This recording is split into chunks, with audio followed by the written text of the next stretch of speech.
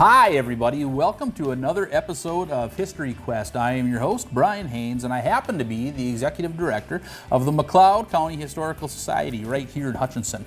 I got a couple of stories for you today, as well as a cutaway to some undeniable truths. So stay tuned and we'll be right back.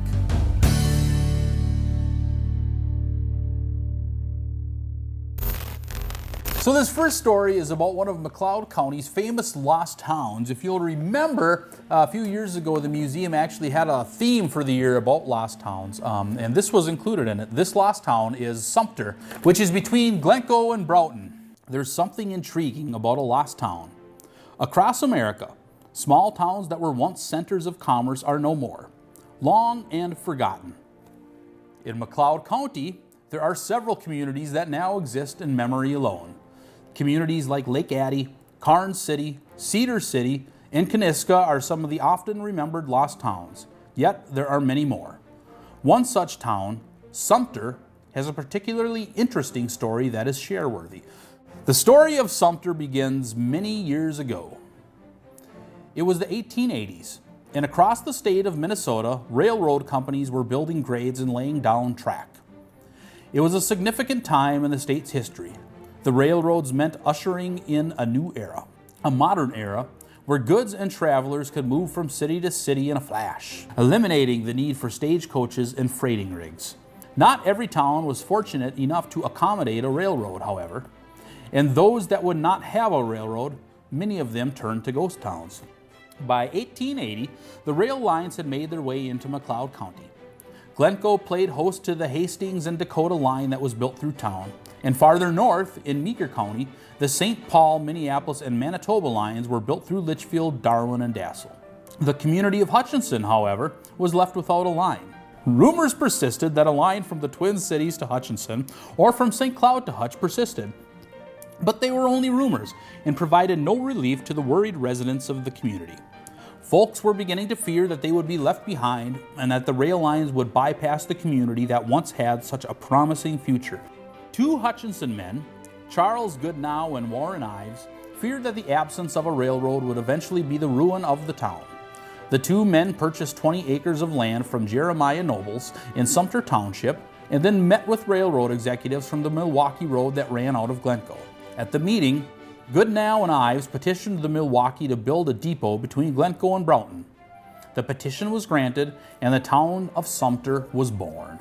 Sumter would be a farming community, and thusly, a firm from Hutchinson came in and built an elevator. A year later, a hotel and post office were erected by Charles Barnum, who also served as the town postmaster. That same year, Sumter became home to a lumberyard and a general store. With the town of Sumter on the rise, rumors began to swirl that another railroad line was to be laid through the town. The rumors spurred the town into growth, and a second elevator was built, along with a bank, a livery, a blacksmith, a tavern, a feed mill, a stockyard, and a city hall. It would seem that Sumter was officially on the map. The future looked bright for Sumter in the 1920s and 1930s. By 1940, however, the demise of Sumter as one of the county's premier communities could be seen on the horizon. As with many small rural communities of the time, the town lived and died with the railroad that ran through it. By 1940, as highways became improved and automobiles and delivery trucks became more prominent, the use of the railroad as a main mode of transportation began to decline. With the communities of Broughton, Glencoe, and Hutchinson being on main travel routes, businesses began to leave Sumter in favor of the busier communities. Within 2 decades, Sumter was little more than a historical cliff note. Today, a drive past Sumter reveals little resemblance of what the community once was. A road sign that simply reads Sumter is one of the last reminders of the town that once stood nearby. So this story is about a historic Hutchinson woman named Julia Ells. You may have heard of her. She played an important role during the Sioux Uprising of 1862. Very famous for her role. At any rate, why don't you sit back, take a listen, and I hope you enjoy the story. Julia Ells was no ordinary woman. In fact, one could argue that her exceptional quality made her extraordinary among most of her peers. She was a McLeod County pioneer, a mother, a wife, a good neighbor, More than that, however, she was a caregiver, a bit of a firecracker, and a defender of her family, her home, and the community she held dear. Julia was born Julia Loomer. She was the daughter of Hiram and Mary Loomer, born in Nova Scotia on March 21st, 1832. In 1850, as new lands were being opened to settlement in the United States, Julia's parents brought her near Whitewater, Wisconsin, where the family built a farm and began living the lives of a settler. It was here, in 1851, that she married David H. Ells. In 1860, the couple moved west to start a new life in the land of 10,000 lakes. Minnesota was fast becoming an attractive destination for young settlers to plan their future. The state teemed with crystal clear lakes, abounded in wild animals, and possessed rich farmland at very affordable prices. With meager possessions, the couple traveled through the northern wilderness by ox team. David and Julia set their sights on a young and blossoming community named Hutchinson. The settlement was small, merely a few families living in log cabins and trying to make a life for themselves. The town had been settled 5 years prior by three of the famed Hutchinson singers, John, Asa, and Judson. Hutchinson was still in an infant state in 1862. Though new settlers were continuously moving to the community, the town itself was hardly yet established. In August of that year, the outlook for Hutchinson became grim to say the least. Farther west along the Minnesota River, factions of Dakota Sioux began raiding white settlements and farmsteads. Many settlers were killed, and those who survived told horrific tales of the fighting that was heading east. Settlers in McLeod County had to act fast. Many fled their homes in favor of the safety back east. Others chose to stay and defend the communities they had worked so hard to build. In Hutchinson, a petition to organize a home guard was circulated among the men in town, but few chose to sign it. Most had planned to flee the area. 3 women could not stand to see their beloved homes destroyed, so they signed the petition themselves and promptly cajoled the menfolk into joining the home guard. Julia Ells was one of these women. The women were successful in creating a town militia. In addition, they did not back out of their pledge to aid the town in its defense. Julia herself loaded weapons, melted lead for bullets, and tended the wounded as the town was attacked on September 4th. Shortly after the attack, a small company of recruits were ambushed by a war party near Acton and had fled to Hutchinson for safety. Upon reaching town, it was apparent to the townspeople that the soldiers needed medical attention. Julia gave her undivided attention to the wounded soldiers, tending them back to health. It's doubtless that several of the soldiers owed their lives to Mrs. Ells. With the war behind them, David and Julia took up a homestead a few miles south of Hutchinson. There, they lived and farmed until David's death in 1898. In her twilight years, Julia moved into Hutchinson and lived until her death in 1918.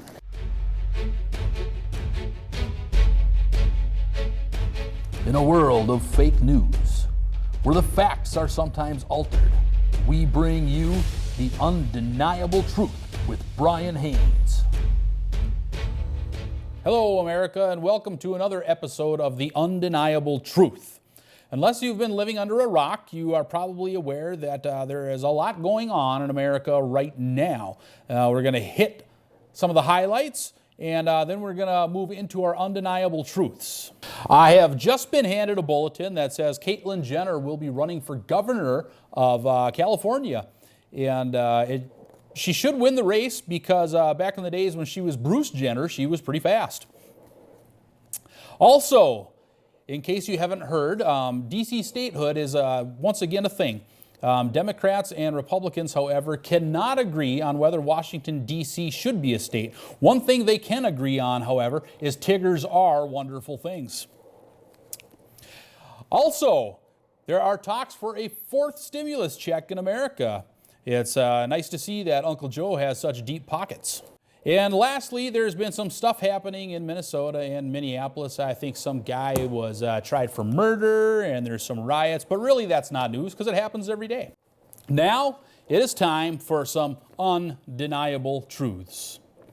These are, of course, all facts from history that are completely true, because in a world where we don't know where the news comes from, where the news goes, and if it's true or not, we can look to history and say this did happen. As we all know, humans like to keep cats as pets. As we also know, however, cats can be quite a nuisance. Clearly, this is something that has not changed over time. A medieval transcript shows that a cat had walked through its owner's ink and then walked right across the pages of the manuscript as it was being written and left its footprints. All we have to say to that is, what a naughty kitty. Also in the Middle Ages, when Pope Gregory IX was in charge, he had all cats abolished as he believed that they were bad kitties and were associated with the devil. The disappearance of those cats, however, helped rats spread the bubonic plague across Europe. So, as it turns out, they were good kitties, and it was just bad Pope Gregory IX. Next up is one of our founding fathers, Benjamin Franklin. We've all heard of Benjamin Franklin, a signer of the Declaration of Independence, and the man who discovered electricity. And no, he did not do so by walking across a shag carpet with wool socks and then touching someone's ear. Apparently, Ben Franklin was quite a prankster, though. So much that he was not allowed to write the Declaration of Independence for fear that he would insert jokes into the script. Historians watching may know how World War I started. Largely, it was an attempt and the eventual assassination of Franz Ferdinand. One of these assassins, Nedeljko Kabranovic, was an epic failure at what he was trying to do. While trying to assassinate Franz Ferdinand, he blew up the wrong car because he forgot about the 10-second timer on his bomb. He then took an arsenic capsule, something that was handed out to evade capture. However, the capsule was too old to work. So, what he decided to do was take a spectacular jump off a bridge into the river to drown himself.